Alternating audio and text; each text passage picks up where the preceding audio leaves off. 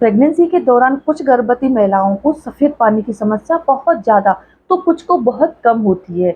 इसका क्या संकेत है? क्या इससे माँ और गर्भ में पल रहे बच्चे को किसी तरह का कोई नुकसान हो सकता है? नमस्कार दोस्तों, मैं खुशबू तोमर एक बार फिर से स्वागत करती हूँ आपका मेरे चैनल खुशी मोनू लाइफस्टाइल पर। फ्रेंड्स, आज के वीडियो में हम 90% गर्भवती महिलाओं में होने वाली एक कॉमन समस्या के बारे में जानने वाले हैं। आज के वीडियो में हम जानेंगे कि प्रेगनेंसी के दौरान कुछ गर्भवती महिलाओं को सफेद पानी की समस्या प्रेगनेंसी के पहले महीने से लेकर 9 महीने तक क्यों रहती है, इसके पीछे क्या कारण है और क्या इससे माँ और होने वाले बच्चे को किसी तरह का कोई खतरा हो सकता है। इसके साथ ही आगे वीडियो में हम ये भी जानेंगे कि क्या सच में गर्भवती महिलाओं को सफेद पानी आने से गर्भ में लड़का या लड़की होने का अनुमान लगाया जा सकता है या सिर्फ ये कॉमन समस्या है या कोई खतरे का संकेत है।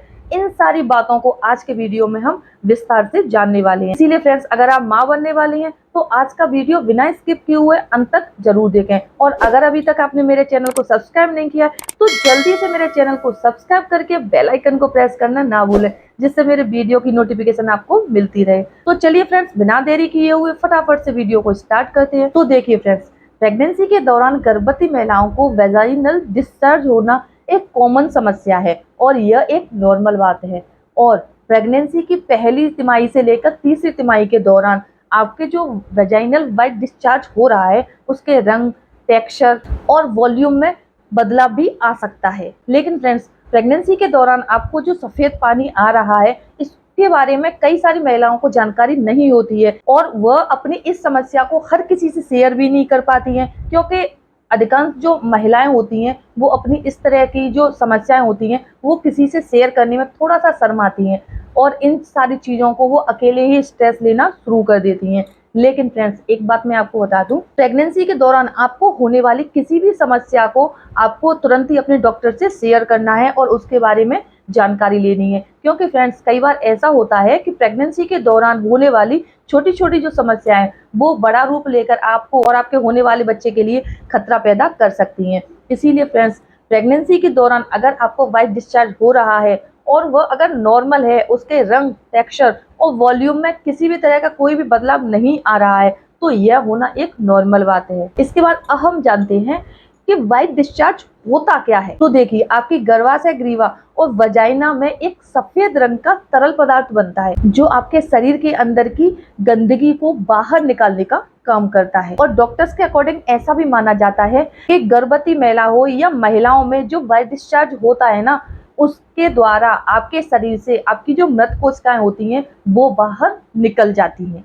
इसके अलावा प्रेगनेंसी की पहली और दूसरी तिमाही में तो ये जो समस्या है वाइट डिस्चार्ज की वो कुछ महिलाओं को ही होती है और थोड़ी बहुत कम या ज़्यादा हो सकती है। लेकिन तीसरी तिमाही के दौरान यह समस्या 90% महिलाओं को होने लग जाती है कि प्रेगनेंसी की तीसरी तिमाही तक आपके जो गर्भ में पल रहा बच्चा है उसका पूरी तरह से विकास हो जाता है और कई महिलाओं को 8वें और 9वें महीने से ही वाइट डिस्चार्ज होना शुरू हो जाता है। यह 9वें महीने में अगर आपको होता है तो यह लेबर पेन का संकेत भी हो सकता है। लेकिन फ्रेंड्स, अगर प्रेगनेंसी की पहली, दूसरी और तीसरी तिमाही के दौरान आपके शरीर से ये जो सफेद रंग का गाढ़ा चिपचिपा गंधहीन डिस्चार्ज हो रहा है तो यह एक नॉर्मल बात है। लेकिन अगर प्रेगनेंसी के दौरान ये बहुत ज़्यादा हो रहा है, यानी वाइट डिस्चार्ज आपको बहुत ज़्यादा हो रहा है और आपको वाइट डिस्चार्ज के साथ में अपने शरीर से स्मेल यानी बदबू भी आ रही है, तो ये आपके शरीर में किसी खतरे का संकेत भी हो सकता है। क्योंकि प्रेगनेंसी के दौरान गर्भवती महिला को वजाइनल इन्फेक्शन होना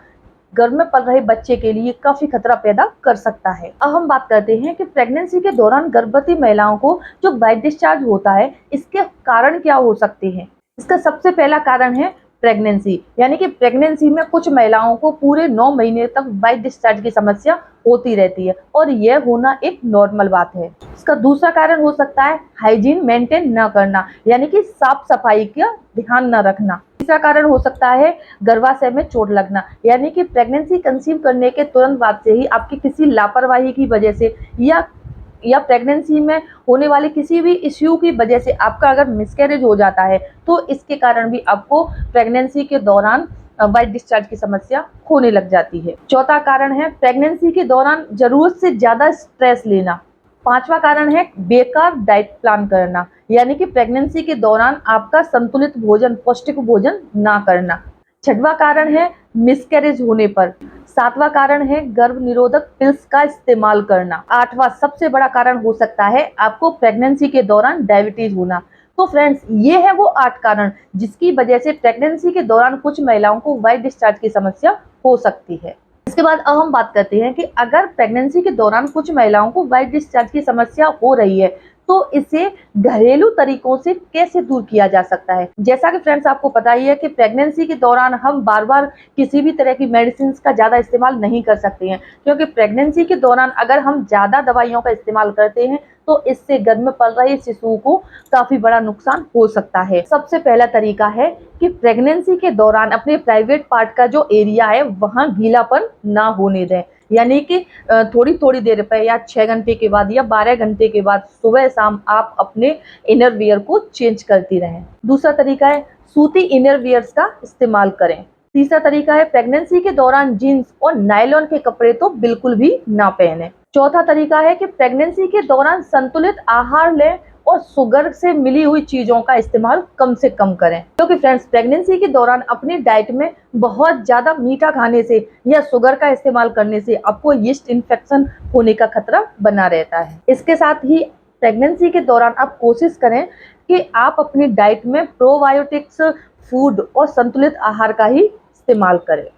लेकिन फ्रेंड्स, इन सारे तरीकों को अपनाने के बावजूद भी अगर प्रेगनेंसी के दौरान आपको पीला, हरा या गाढ़ा डिस्चार्ज हो रहा है और आपकी योनि से काफी गंदी बदबू आ रही है, योनि के आसपास आपको खुजली और जलन महसूस हो रही है, टॉयलेट डिस्चार्ज करते समय भी आपको काफी जलन महसूस हो रही है, या फिर कॉन्टैक्ट बनाते समय आपको प्राइवेट पार्ट में काफी दर्द महसूस हो रहा है, तो ऐसी कंडीशन में आपको तुरंत ही डॉक्टर से संपर्क करना चाहिए। इसके अलावा प्रेगनेंसी के दौरान आपको स्पॉटिंग और ब्लीडिंग भी बहुत ज्यादा हो रही है, जो कि आपको 1 या 2 दिन से ज्यादा समय तक रही है, और इसके साथ साथ आपको अपने प्राइवेट पार्ट में काफी दर्द भी महसूस हो रहा है। तो फ्रेंड्स, ऐसा होने पर आपको तुरंत ही अपने डॉक्टर से संपर्क करना चाहिए और अपना ट्रीटमेंट लेना चाहिए, क्योंकि फ्रेंड्स ऐसा होना आपके घर में पल रहे बच्चे और आपके लिए बहुत बड़ा खतरा पैदा कर सकता है। क्योंकि फ्रेंड्स प्रेगनेंसी के दौरान इतनी बड़ी समस्या होने पर उसे नजरअंदाज करना आपके लिए और आपके बच्चे के लिए काफी बड़ा नुकसान पैदा कर सकता है। क्योंकि फ्रेंड्स मैंने भी अपने आसपास कई सारी महिलाओं को देखा है कि अगर उन्हें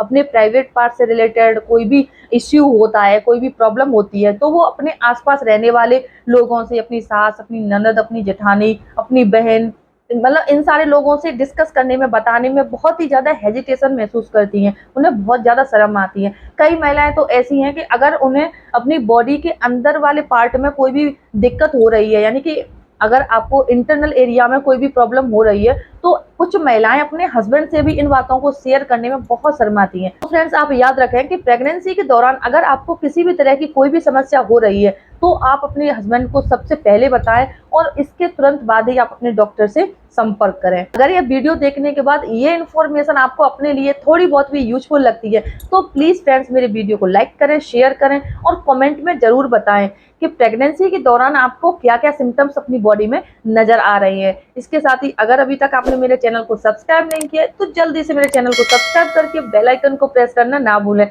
जिससे मेरे वीडियो की नोटिफिकेशन आपको मिलती रहे। तो चलिए फ्रेंड्स, मिलते हैं नेक्स्ट टाइम एक नए वीडियो में नई जानकारी के साथ। तब तक के लिए खुश रहें, स्वस्थ रहें। धन्यवाद।